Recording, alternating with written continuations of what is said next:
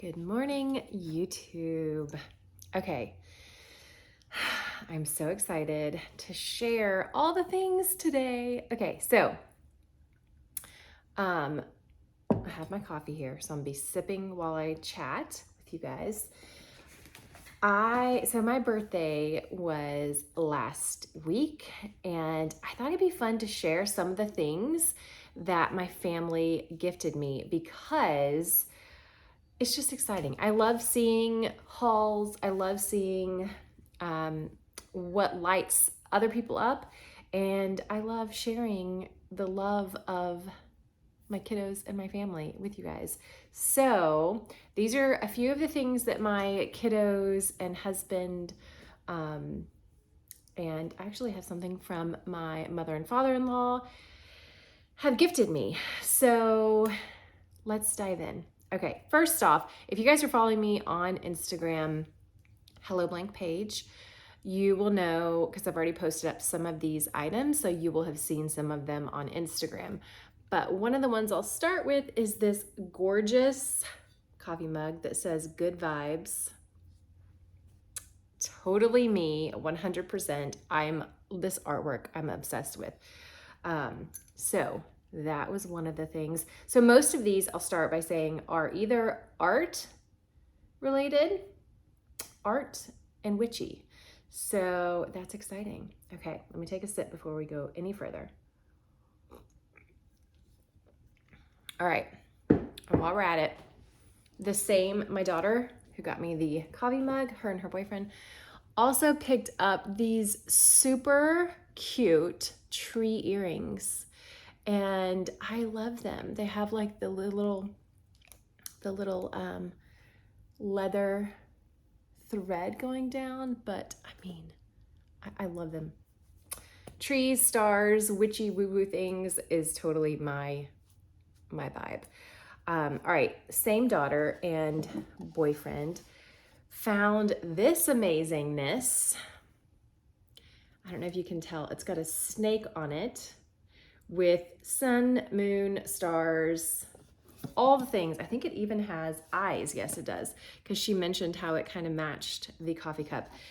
It's got moon phases on the side. It's amazing. It's an amazing box.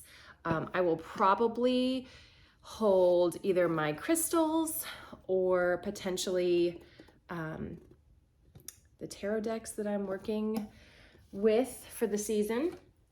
Okay. For those who don't know, we have two snakes. Well, my son has two snakes, two corn snakes, and we have had lots in our past. So we are a snake family. Yeah, okay. I guess let's stay on, oh, you know what? I forgot about this one. They also got me this, The Green Witch book. I'm very excited to read. It's all about all natural magic, naturalist, herbalist type stuff.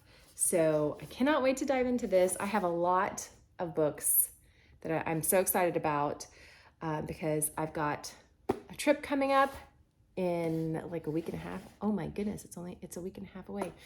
And so I will be packing some of these for the drive. Okay, let's stay on the book side. All right, so I have wanted this series for a long time. I actually I found this series because in there's last year, it was either 2019 or 2020 when I first, it had to have been 2019. I don't know, not exactly sure. Anyhow, when I first bonded with the tarot deck, and this was not a gift that was given for my birthday, but I just wanted to show it. This was the very first deck that I actually worked with on a regular basis. I decided to take a whole year and study this deck. And that's what I've done with different tarot decks since then. I've chosen one deck as you guys know, if you've been following me, to carry me through the year. And this was the first deck that I did that with.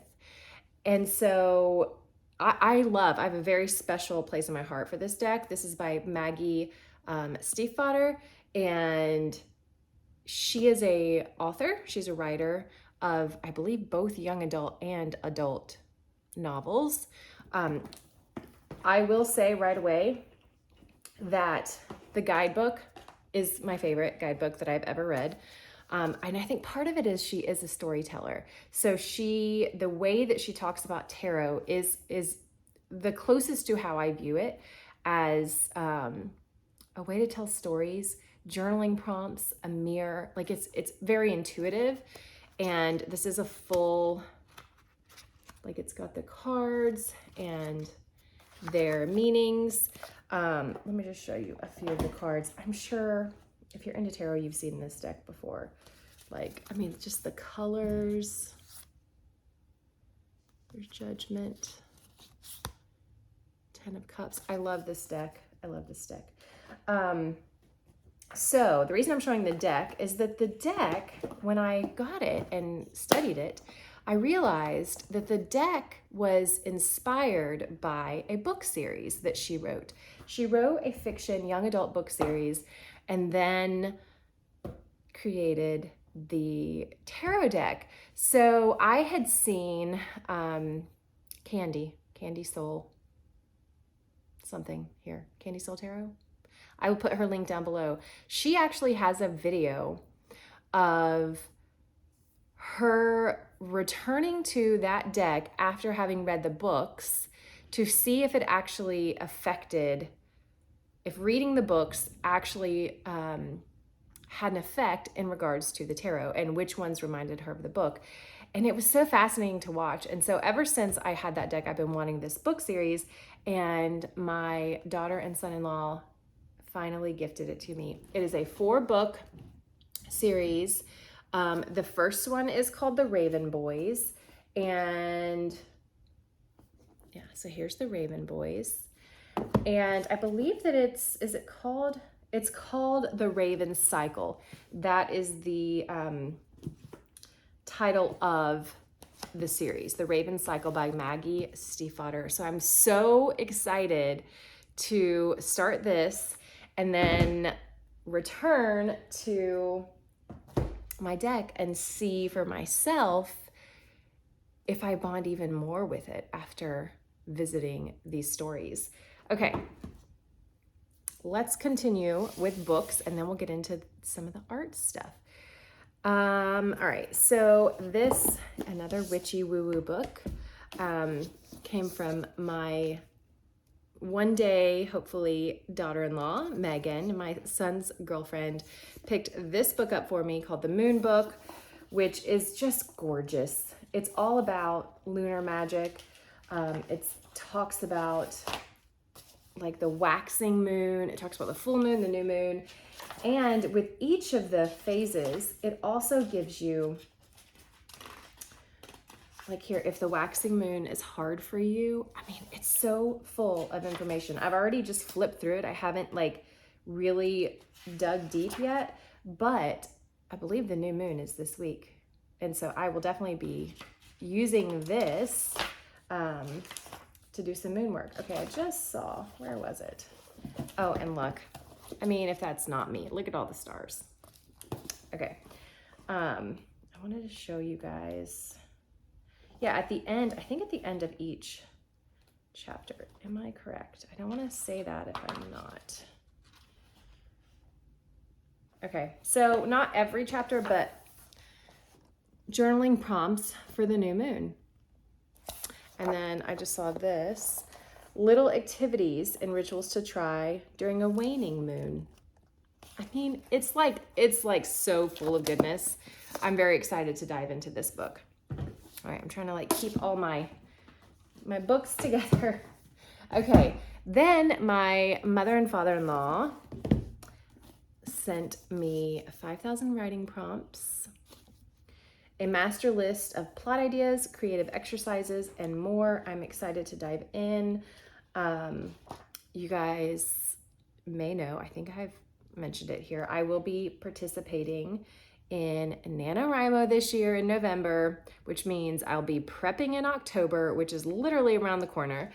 And so this will definitely come in handy because currently I have no idea what I'm writing, but I know that I'm actually not going to be a rebel this year. For those of you that have participated or have followed me in my nano journey, you know that I always rebel it. And this year I decided I'm not going to do that. I'm going to actually stick to the rules and do a fiction novel and start it on November 1st and hit the 50,000 word mark. And so it's going to be a challenge, but that's coming. And if you guys are interested in like NaNoWriMo vlogs, let me know. Yeah, so all of that is coming. Megan, my son's girlfriend, also gifted me I think this is Artist Loft, which I've never actually used. I know that one of my friends really loves the Artist Loft notebooks. She said they take watercolor really well. All right, does it say? I am pretty sure that the brand is Artist Loft from Michaels. It's a dotted notebook. And it's got numbered pages, and it has, let me show you. It has contents in the front. And then I love that it automatically gives you testing pages. There we go, in the back. I normally always write in like my testing pages, but this already comes with it. So I'm excited. I think I actually have already kind of sort of started it. I did some watercolor splatters and then started a random thoughts and ideas for the journal page, which I always do if I'm bullet journaling,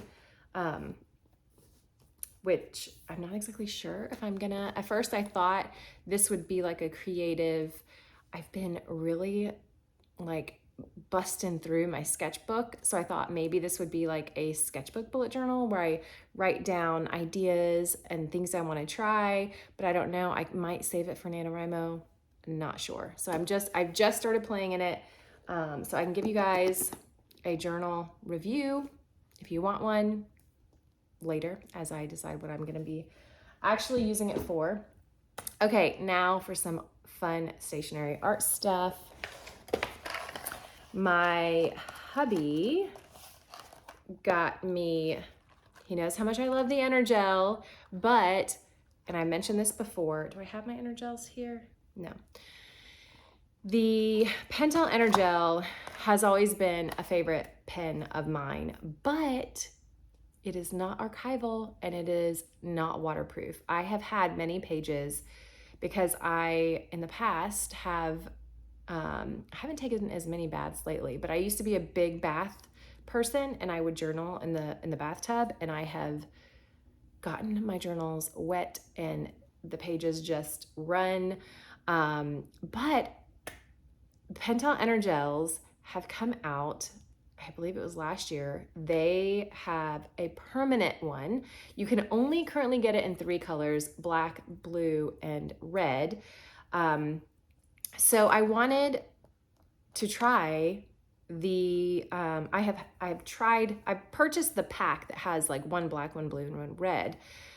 Mostly I write with black ink like most of the time, but I've been missing that like blue color. So I decided that I wanted to try or to get some of the permanent ink cartridges for the blue. And so this is actually a pack of 0.7, I'm not sure how many are in here, the permanent blues. And so I have plenty to last me, because I decided I wasn't buying any more Pentel Energel pens. And did you guys know these will also fit in the regular pen bodies of the Pentel Energels?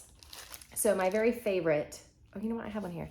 My favorite look of the Pentel Energel, they came out with a Pentel Energel Black, which not only has a matte black, isn't this gorgeous? It is like all black, matte black pen, but all the colors that came in it were in the black family. So you would have, there was Bordeaux black, there was like a blue black, there was a green black, and I've already used the pack up, but I wanted to save the actual pen because it's like my favorite looking pen. And so I already have one of these permanent blues inside the pen so that I can still use it, but using it with the archival waterproof permanent refills. So I have plenty of the blue to get me through. I will probably I may actually get a pack of the blacks also. I don't really journal with red, but in the future, if I end up doing editing, the red would come in handy because that's the only time I ever use red pens is when I'm editing a book that I have written. Okay, so moving on, the last thing I wanted to show you guys. Okay, let me pull out. You guys know that I am totally obsessed and have been for a very, very long time with the Jane Davenport watercolors. I have had this for years. I can't even tell you. This is the Bright. This is the Jane Davenport Bright palette. These two you see here are not Jane Davenport. I actually have added, I added 3 tins to this of watercolor. But this is the Bright palette, as you guys can see. And you can tell it's the old style because it came like this. And the new ones, I don't think, the new ones don't. I don't have the newer Bright palette, so the Bright palette may be exactly the same, but I got 2 other palettes for my birthday and they are not like this. So I'll show you when I open those up. But you can see I have used this and there's still so much still to use. These 3 here are not Jane Davenport's. I got those from Jerry's Artorama, and I also have extra little pans if I want to add any more color in there. So that's the Bright palette. And then the hubby got me 2 new palettes. This one is, let me open it up and I'll show you the difference in the tin. So this is the Glitz C palette. And let me show you the color actually. That's what they look like. You can see that I feel like there's 2, the last 2 have a sheen. These 2 right here have a sheen to them. The others, I don't think, the others don't. But again, Jane Davenport's colors are just so bright. Eventually, one day, I would love to try the Daniel Smith watercolors. I have never tried them, but I hear that they also are very pigmented. So at first, I wasn't crazy about how the container is because it's got this plastic place to put them. But I will say they don't move around in here like they do in my other. But I do really love the flap because I have actually used it, I mean, you can see, as like a little palette mixer. And this doesn't have that. So, and I don't know, I debated like taking it out to see, let's see if I can, I don't know if I could take it out just to see if it's got a space. I don't think it does. I just don't like the plastic feel of it, but the colors themselves. All right, I'm gonna end up making a huge mess if I try to do this on camera, I'm sure. Yeah, it's just a normal tin under there. So I'll leave the plastic in for now. And yeah, so that is the Glitz-C palette. Then we have the neutral palette. I really love this palette. All the neutrals plus a white, which she calls unicorn. I don't know how well the camera is going to show these colors, but they are stunning, perfect for fall, perfect for anything really. But there they are, and they're just so pretty. I have already been loving playing with these, as you can tell. Okay, and so now all my watercolors actually fit. I have to kind of puzzle piece it together, but they all fit in this Target bag with my glue stick and pencil sharpener and water brush. So I hope you guys enjoyed this little show and tell of birthday goodies. If you have read The Raven Cycle, let me know what you thought. I am diving into it this week, so I'm so excited. And maybe I'll come back and do another video about it. That could be fun. Okay, I will chat with you guys next week. Until then, enjoy your wild, sexy lives.